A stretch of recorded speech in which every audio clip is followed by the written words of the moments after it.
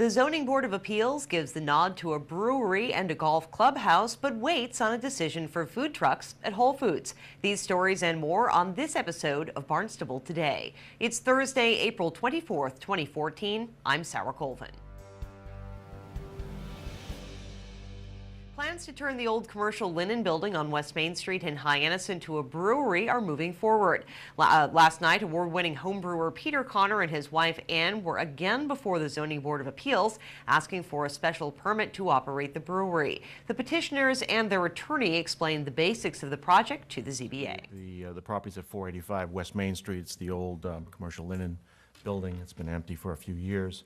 They're looking to purchase the building and operate a brewery at the site.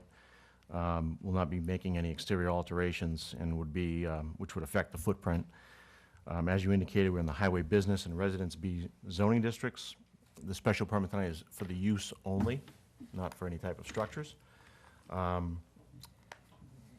think he explained what he wants to do with the property, in addition to the brewing beer and selling to restaurants and other type of retail outlets. Also do tours, sell pints and growlers at the location, and also to do samplings. They will have a hops garden out front, which is a big part of the brewing process. There's a mezzanine area that will be used for office and storage uses. This property has already been through site plan review. On March 18th was approved. All those conditions were fine. We're simply looking for a special permit to allow this use at the site. I think where we left it last time was Mr. Lawler, I think, Representative Butter, was making some points to you, and I think that's where we ended. So that's pretty much it in a nutshell.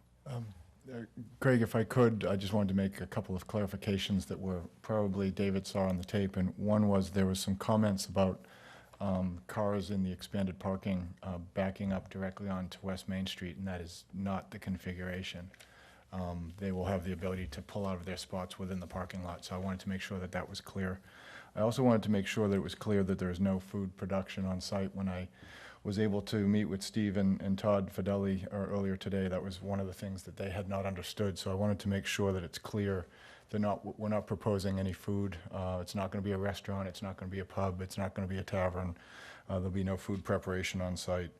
And also, the available beer for consumption is going to be 2-ounce sample glasses. So it's not going to be something that people will partake and get intoxicated. It's meant to allow them to sample the beer and buy it for purchase for home consumption.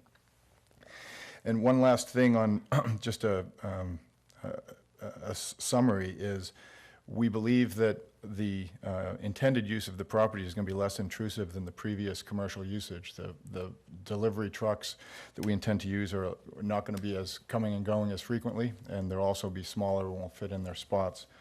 And we'll also have less employees that will require less. Attorney David Lawler, representing abutters Stephen Sues, spoke regarding his client's concerns, and a resident of Straightway expressed concerns as well. The Zoning Board of Appeals granted the appeal. Construction of a Whole Foods market in the former Borders bookstore on Route 132 in Hyannis is moving forward. Last night, a request to install 2 mobile food units adjacent to the store went before the ZBA. Ben Anderson of Jacobs Engineering explained the plans. What Whole Foods has done in the past, and it was mentioned earlier, is they've used shipping containers, former shipping containers that you would see on a dock. And what they have done, and they're quite a sustainable company, what they've done is repurposed and reused those. They've actually have those in their store in Lynnfield, Massachusetts. I'm not sure if any of the board members have been there, but it's quite successful. It's a nice venue. They've installed kitchens inside there with sinks, all the proper health requirements for food service. They're quite bright and enlivening, and it creates a nice little atmosphere. What Whole Foods is trying to do in this location is recreate that, but also look at some typically seasonal food offering services that happen on the Cape, and they want to create that in their space on this site. Anderson says this is a common practice in other Whole Foods locations. What we're offering is no different than what is being offered in any of the other stores. most of the Whole Foods stores have seating within them, and the patron is given the option to buy a cup of coffee and take it out, or buy a cup of coffee and sit down in the store and consume it. We're proposing to provide an additional space to do that, and some additional menu items for them to consume on site. There's no waiter or waitress service. It's really the same operation that happens inside the store. We're just proposing it outside. The board had concerns about accessibility and traffic and want to gauge the success of the market before making any amendments to the current agreement. ZBA Chair Craig Larson explains.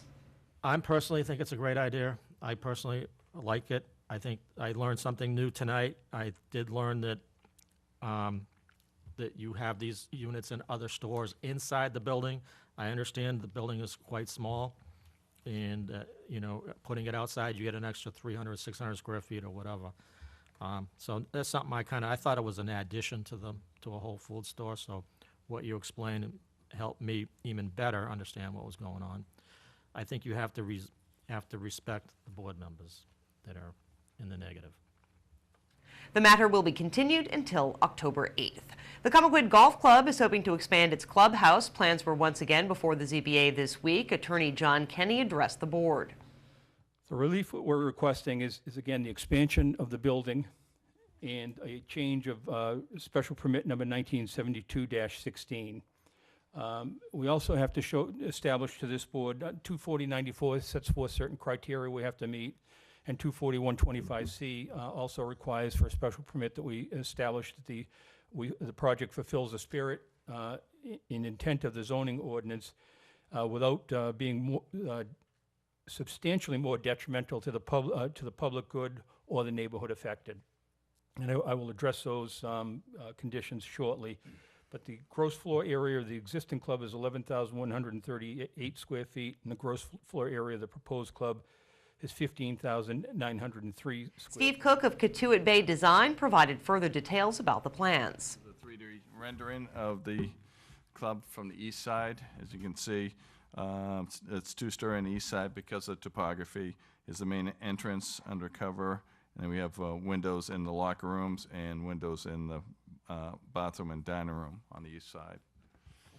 All the, as John mentioned, this got approved through Old Kings Highway, so we have, white cedar shingle siding, asphalt roof shingles. We have vertical cedar boards on the lower level, and all, Anderson windows with grills in it.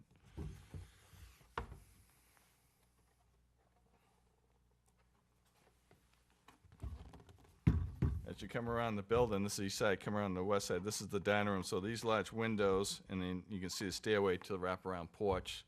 This overlooks the 18th hole, so this is the gable end of the building.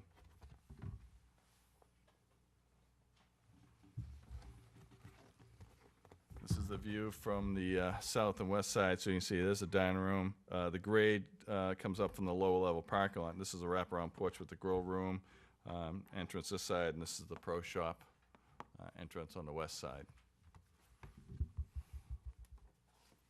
And the last elevation, this is the north side. This is the working side of the building. So if you come around the east, it's two-story. This is where the mechanical spaces are, and then this is the loading dock with the door to the kitchen storage and a set of stairs to go up to the kitchen. We have a mechanical rooftop area that's cut into the roof, so all the mechanicals will be behind a railing and cut into the roof, so it'll be hidden from view from anybody. The only person who would see it is somebody on the train going by, and it's up high. We also have a landscape plan done by Bruce Bessie from Barnstable Land Design, and as Matt had alluded to, so this is the location of the new building. Here's the 18th hole, so looking right down the 18th, here's the putting green with the new parking. It's all landscape with brick walk and trees and shrubbery. And then this is the walkway going up, the gravel parking lot and the paved parking lot. And these are the additional planters along Marston's Lane to shield the parking from the neighbors in Marston's Lane. Some abutters did express concerns about the new facility, especially pertaining to construction noise. The ZBA did approve that appeal. The full meeting is available for view online at town.barnstable.ma.us. With Barnstable Today, I'm Sarah Colvin.